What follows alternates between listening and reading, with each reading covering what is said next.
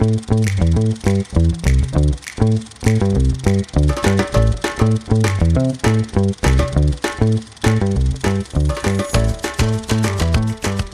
everybody, and welcome to another episode of Kev's Movie Corner. I am Kev. He is Doug, and this week we watched Star Wars Episode 4, A New Hope.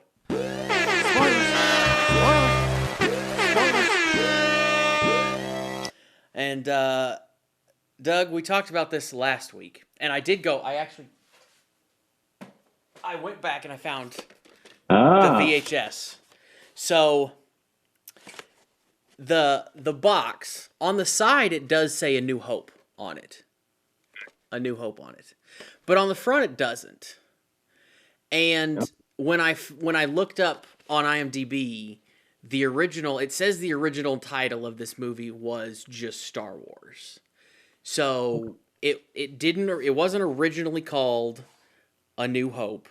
It was just Star Wars. And obviously this one doesn't have the episode whatever. It just says Star Wars on it. Gotcha. But the brief synopsis from IMDb on this is Luke Skywalker joins forces with a Jedi Knight and a cocky pilot and a Wookiee and 2 droids to save the galaxy from the Empire's world-destroying battle station while also attempting to rescue Princess Leia from mysterious Darth Vader. I watched this movie for this podcast. I think this was the first one I ever did for this. So, it's been a couple years since I watched this movie, but it is a great movie. I'm sure this is one of your favorite movies, because this would have been one of the first one you probably ever watched when you were a little kid. Because this came out in 78, so you were 4 when this came out?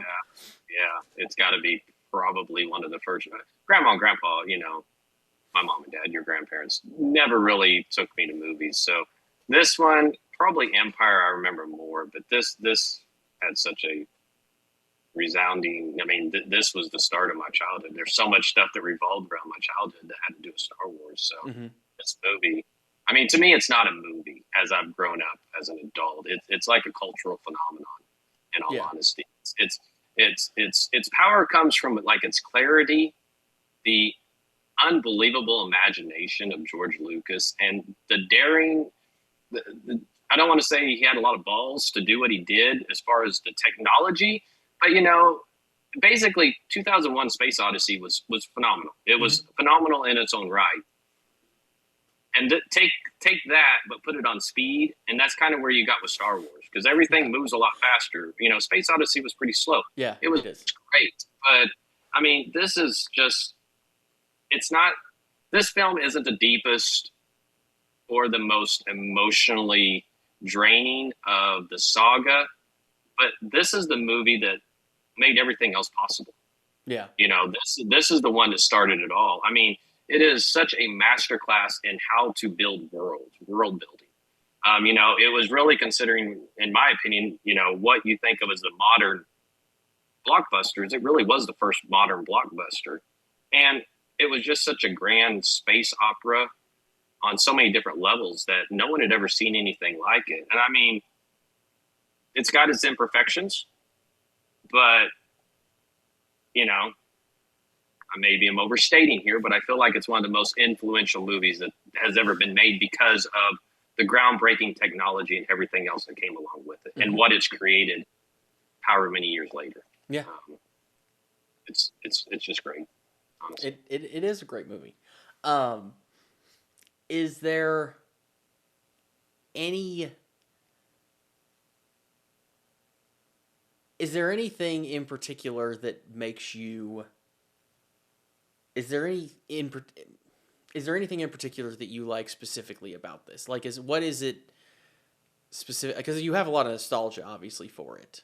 Mm-hmm. Is there anything specifically that you love about this? What is it specific? I don't know if there's one thing. Honestly, it's the I wrote down a lot of notes. I mean, the story is very simple. I Mm-hmm. mean, it really is. It's a story of good and evil, and I think those type of stories age well. I mean, there's always that fight of good and evil going back to biblical times and stuff like that. So on the surface, it seems like such a simple story, and some people would say it is, especially for a sci-fi movie. There's not a lot of complexity here, but I think that's how it's aged well. These worlds that he built almost feel like they had been lived in for millenniums before the camera ever arrived to, document all this stuff. I mean, unlike some space movies and stuff, their ships were all dented. It Yeah. looked like these ships had been through a lot. The droids malfunctioned. It wasn't like everything just worked on, and the cantina was grimy. It's like one of those places that, you're afraid to walk into. I mean, it felt like there was so many, it just felt like a world that had been lived in for so many years that, finally cameras got a glimpse of it and you could see. I mean, of course, I fell in love with the characters. Mm-hmm. I mean, you had Han Solo, kind of the cocky swagger. Princess Leia, I mean, she had great quips. Mm-hmm. I mean, she would just snap back at you. She was very, very witty, kind of very strong-willed. And for that, that time period, that's not like the 2020s we're in now. Yeah. And she was a very strong-willed, character. I mean, I remember seeing Vader on the screen, and my mom took me to see him at Kmart. And you had to walk up on stage to get a picture with him. Oh, okay. Of course, it was just a guy in the Vader Yeah. outfit. I was scared to death. Yeah. And I mean, it's just because of what I saw. So, there was a lot of things. And I like the chemistry. Some people are like, oh, well, the chemistry between the three worked too quick and stuff. But, he created these for kids. I was a kid. I Yeah. loved their chemistry. They acted like they had been friends forever. And I just thought that was, and then the groundbreaking effects. I mean, they had to literally create a whole new studio Yeah. to do this stuff. And yeah, there's so many things I could go on and on. Like, John Williams' score. It's I mean, wonderful. my gosh, that, oh, I wrote something down. What did I write? Sorry. John Williams' score. I wrote down the soundtrack doesn't just support the film, it defines it. Mm-hmm. And we've talked about his score on so many of those films, and some of the last couple with the Solo and Rogue One. I did enjoy Rogue One's soundtrack. I thought, Solo was a little lacking, but neither one even is in the same hemisphere as what John Williams is. I mean, he's Yeah. on his own little pedestal, way up here. Yeah. That it's hard to. Well, there's And a I whole. don't. And one last thing, I didn't really feel like the pacing dragged. No. You went from boom, boom, boom, and I wrote down it's lean, focused, and confident. They knew where they were going. The story, there wasn't a whole lot from scene to scene. It kept going. Yeah. It wasn't bogged down with a lot of stuff like in Phantom Menace where it was a lot of talking and stuff. And yeah, there was this, but you were jumping from world to world. You were getting introduced to all these characters. So I thought the pacing worked really well. Yeah. And I could probably go on for another hour, but I'm going to let you talk for a minute. So It on is- that point, what did you like? I mean, what does really stand out to you? Because I'm going to talk forever if I don't. I mean, I just enjoy the whole thing. I love Han Solo's character. I mean, he's just I just like Harrison Ford. I like the Indiana Jones movies. I like him in the Star Wars movies. I just like Harrison Ford's character in just about anything he does. I enjoy, like you said, seeing Darth Vader he's probably one of the most iconic villains there is in anything, just because he is so menacing. I don't think I ever met him as a kid because I wasn't real. It wasn't a thing when I was a kid. I did meet him when I went to Disney World a couple of years ago, and even as an adult, he's still menacing. Because he's still like 7 feet tall, and talking because he I don't know when you were a kid if he did talk in that because it's not that was in the 80s or whatever. If you go meet No, him now, he does actually talk to you. Like he will, does it? yeah. And it's even more menacing because it's it's Darth The Vader. only thing I remember Is his breathing. They had the breathing down when you got close to him. You could hear him, and oh my gosh, Yeah, my heart was 90 to 9. I mean, it was just killing. How do they do that? I mean, with the voice. I mean, obviously, it's not because he's responding to questions you ask. Correct? It's not just I think pre-recorded. it's mostly pre-programmed. Okay, so does it sound like James Earl Jones? I kind of you're kind of he kind of leads your conversation. It's I think there's a lot of different things that he can do. If it's the same thing as the stormtroopers, because the stormtroopers can talk too when they're roaming around. And Okay.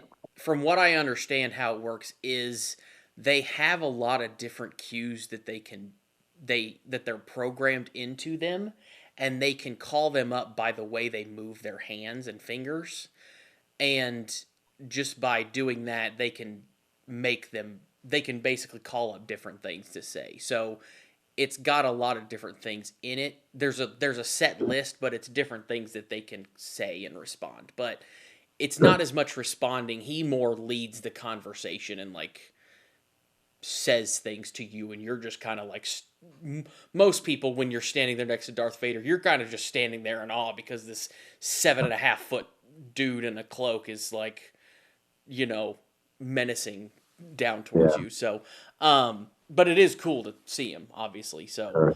um, Sure. but yeah, it's crazy.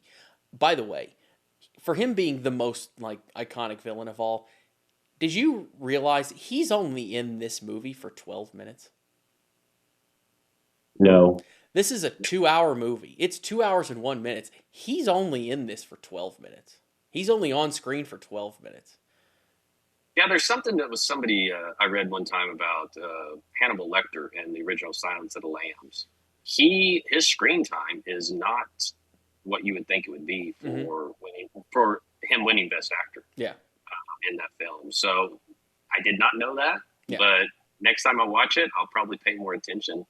But that just even says, I think, more that of how good a character he is, that he had that much of an impression For that after little that screen first time. film for that little screen time. Yeah. It was just, my gosh, and if you watch some of the behind the scenes stuff that, George Lucas has done, and, I do give credit to Disney on the documentaries and stuff they've done from behind the scenes, Vader's character was there pretty early on, and actually his design was pretty, a lot of the characters took some time to develop, Mm-hmm.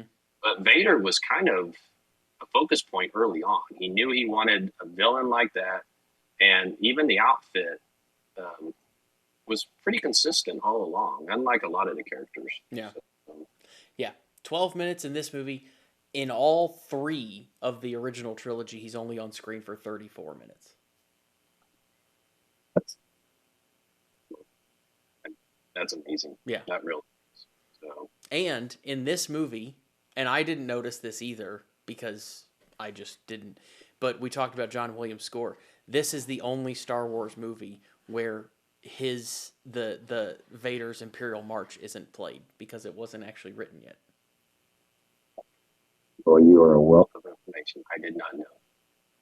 Yeah, it's little things like that I've watched it so many times that, I could pretty well do the dialogue verbatim, but I've never really focused in on some of that stuff. Exactly. Yeah. So that'll be interesting. I will definitely have to go back and watch that and kind of pay attention. So Yeah. And the Empire really wasn't the main focus Yeah. on this movie. Also, I mean, obviously next week, Empire Strikes Back. Obviously, it's going to be more of a focus. So, I think this was kind of getting to know, and one of the, if you can even say there is some, kind of like last week. I don't really think there's bad. I put down less great, and I think that's kind of the same wording I used last week for Rogue One. Mm-hmm. But Tarkin, I think, was such a great character, but I thought he was well underused. Mm-hmm. But I think that was kind of consistent across that whole realm of they really just didn't focus a whole lot on the Empire. Yeah. Because he obviously is, but you get to see a little bit of that when, he's dealing with from Leia, and blowing up the planet and stuff like that. So but there's not. Yeah, go ahead. I have a fun fact about him too. Okay. So Peter Cushing is the one who played Tarkin. Yep. There's only one shot in the whole movie where you see his full body, like head to toe. Okay. And that is because he apparently didn't like the boots because they were super uncomfortable. So George Lucas allowed him to wear his fuzzy slippers on set most of the time. And he was apparently, Leia has, Carrie Fisher has said in post interviews before she passed that he was extremely nice and it was very hard to be mean to him in different scenes. And she said that the scene where she met him in the Death Star, like the first time they met and she had to be mean to him, was one of the hardest scenes she ever had to do because he was standing there in front of her in his fuzzy slippers. And she said trying to be mean to this man who's super nice in his fuzzy slippers was one of the hardest scenes she's ever had to do. So that is pretty cool. And I only learned later as I got older and could watch movies that were age appropriate. He did so many movies, Dracula movies. Mm-hmm. He did a lot of horror films. That was where so many people knew him from. Of course, we're just learning who he is, and you go back and learn some history about him. And oh my gosh, man, he's the king of Dracula movies. Mm-hmm. But he was such a good character. And like we said last week with Rogue One, I understand why they brought him back because he's very influential in that whole process. I just wish he didn't look so rubbery, but he was underused. And I mean, a couple of the other things about maybe that's not so great is, early on Luke's dialogue is almost funny. I mean, it's really, obviously all these guys are young. I mean, Harrison Ford's the old man on the set. I mean, I think he was like 33. Yeah. But I think, I think Mark Hamill and Carrie Fisher Carrie was 19. Yeah. And maybe Mark was, he was within a year or two of them. So they were literally, were like brother and sister on the set. They were always joking around and stuff. And I read some stuff to Han Solo once in a while, get a little aggravated with them. But, like we said, you're never going to win, these movies aren't going to win an Oscar on their dialogue and stuff. And he definitely improved on the acting and got better with the character as it developed and everything. Like I said, the villains, besides Vader, are underdeveloped and stuff. But I mean, for the most part, what did I write down? Sorry. I was trying to read some of my writing. It's pretty rad when I can't even read my own writing what I wrote down. But, the villains weren't a focus anyway. Yeah. They weren't really focused on this part anyway. So that was more of that. So I don't know. How do you think now this would be a good question. A lot of people don't think the effects hold up well. And it has been so long since I have seen the original theatrical release because the ones on Disney have been in what you want to call improved, which they didn't fix. You can't fix everything. Did you watch the original theatrical release or did you watch the one off Disney? I watched the one that I bought on Amazon. So it's probably not the original. Yeah, so I don't know which one it is. It's like one with bonus content and stuff like that. So I'd say it's probably an upgraded version. There's a couple things that I did notice. One, it seems like the Death Stars move really fast. Or not Death Stars. The Star Destroyers move really quick. Like, it seems like they're moving really fast through space compared to all the other movies. But, like, it was the 70s. Like, of course the effects aren't gonna, like, they're trying a bunch of new stuff. Like, this is not gonna be perfect. Like, yeah, and they're gonna try to upgrade it what they can. Like, I get it. Like, it's not gonna be perfect. And people that think that it is gonna, that say that it can't hold up to today, it's like, well, what do you expect? It's been almost 50 years. Like, I mean, you can't expect it to hold up. I think it holds up really well. If you think about, if you know how everything was shot, they had to build motion control cameras for this. John Dykstra, who developed all this stuff, obviously him and George didn't get along because he didn't get offered to be a part of, Back to the Future and stuff. But I mean, he basically built the Dykstra Flex, I think is what they called it. And this is a big part of the whole motion control. And I mean, I think it's really held up well. I guess I'm the opposite. I feel the opposite for how it was done, all handcrafted, no CGI. Yeah. All this. I'm the opposite. I think it's held up well. But that being said, I have not seen the original theatrical release in years. And I would like to find it somewhere because I'd like to see how much they have changed it on some of that stuff. So probably being a little biased because I haven't seen how, it's been a long time since I've seen the original without the upgrades, I guess I'm trying to say. I mean, if you've got a VHS player, I got 2 copies of the. Yeah, well, I don't. I don't. I don't either. I don't either. They're expensive. If you've looked online to be a man, if you've got an old one, it's worth some money. So. Yeah. So, I mean, other than that, really, like I kind of hit on earlier, the only other kind of, the plot can feel a little bit thin at times, but like I said, I still think it works. I wrote down, it was a straightforward good versus evil story. Mm-hmm. And I even said it earlier, a lot of sci-fi movies are very complex. Yeah. George kept this one very simple. And I think that made it so much easier for little kids, even nowadays, 9, 10 years old, to be able to follow it, Yeah. And it's clean. You don't have to worry about, anything that's not appropriate for kids. I mean, the lightsaber duels, okay, if you want to say that's violent, but it doesn't very show innocent. Blood or anything. No, they're very innocent and stuff. So, I just think it's just. By the way, last week we talked about the lightsaber duel between, or not last. Was it last week or was it 2? Whenever we talked about it, I don't remember if we talked about it last week going into this, or if it was actually like 3 weeks ago when we were talking about Obi-Wan and Anakin. But we talked about the lightsaber duel of like Anakin and Obi-Wan fighting with the CGI versus Darth Vader and Obi-Wan, the same 2 people fighting in this one, and some people saying that it looks slow in A New Hope because it's so old. Did you notice that when we watched it in his? Because I didn't really seem like it felt slow. I felt that it was a little less. I felt that it was a little slow, but I also took into the effect that they're older. Yeah, like I thought, like okay, Obi-Wan in this is like 70 or 80 years old, like. Yeah, so I mean, Anakin's probably 20, let's say 20 to 25 years younger, but he's more machine at that point than he is anything. Yeah. But yeah, he's older. But I mean, yeah, I think we were talking about the end of Rogue One, how fast he looked with his lightsaber, and then you come to this. But when you're doing movies 40 years apart or 35 years apart, that's just some of the stuff that's going to happen. But yeah, it felt a little slow at the time. It probably didn't.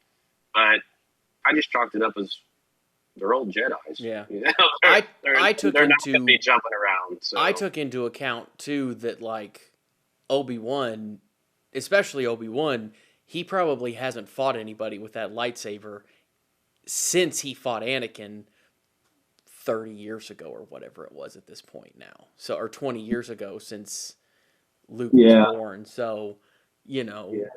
Well, did you ever watch the standalone series Obi-Wan? Mm-mm. Okay, so maybe he does in that. I don't know, but in that he faces Vader. Oh, okay. Yeah, so it's a standalone. If you do watch it, you kind of got to watch all the episodes to understand everything, but it really doesn't get good until the last 2 episodes. And their fight scene it's right up there with Darth Maul and Qui-Gon Jinn. Oh, okay.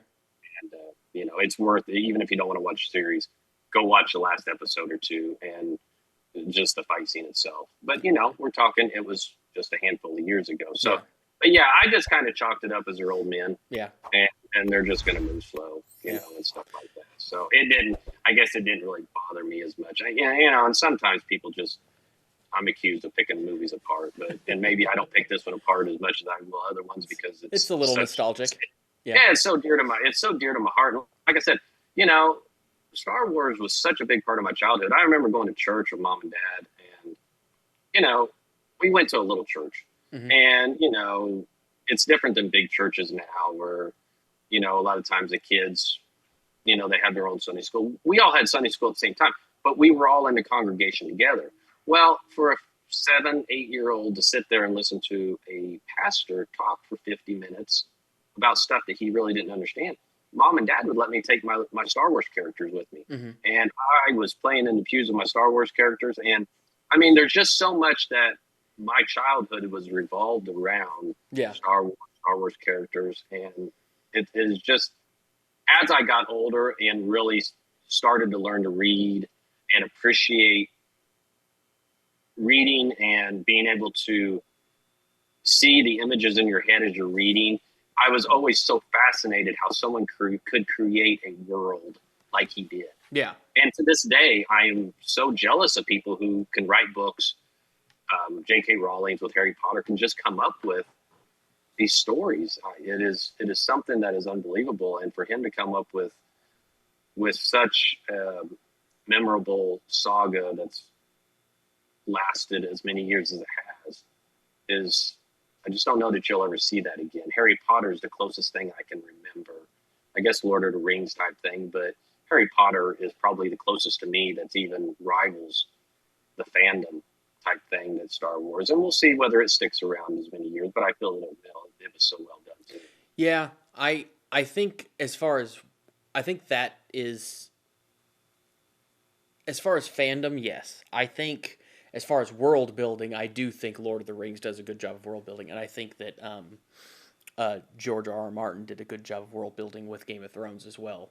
But I forgot about him. But they're not. I don't think they have the same. I think they do have a large fandom. I don't think they have the same fandom that Star Wars does. I think there's a little bit of a. Yeah, and with Martin and everything's happening on the same world. It's one planet. Yeah. And with Harry Potter, it's all basically Hogwarts, and stuff. Where this, you have universes, you have multiple worlds, and next week when we cover Empire, you're on Hoth, He went from Phantom Menace being underwater to this being in the desert, and that's what I've told your dad before too. The reason, part of it is, sometimes when you do sequels, you just rehash the same movie. That's the thing. These first 3 movies, or 4, 5, and 6, even though they're kind of sequels, they're all completely different. It's not like it's Dumb and Dumber 1 and Dumb and Dumber 2, which is more or less the same story. It's just different jokes. Yeah. These are completely different. They're all intertwined, but they are completely different stories in themselves. Yeah. And I love that about it. I told you that I found the movies, which I did find the movies. I also told you that I would find the lightsaber, which is what's in that box right there. Okay. So I got this when I was on vacation as well. And I don't remember if I showed you this or sent you a picture of this. No, you told me about it, but I haven't. So I got this when I was on vacation at Disney. So this is Vader's, the movie prop, replica of Vader's lightsaber. So this is actual metal, cast metal, and it's supposed to be very close to Vader's lightsaber. Awesome. And if you put the blade in it, which I have here, give me a sec, and I can. You're gonna make me geek out here, aren't you? I'm gonna be asking for this for Christmas or something. So if you do that and you can hear it. Yeah. I'd be lying if I didn't say I'm a little jealous. So, and if you move it, you can hear. Yeah, that's awesome. Yeah. And is it heavy? Yeah, it weighs about probably weighs about probably pound and a half, 2 pounds. Okay.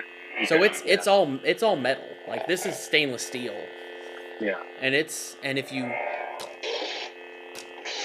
it'll flash white and it'll change colors, and then when you turn it off, you can see it. No, it kind of goes down. It kind of goes down. The handle. Yep. Yeah. That's.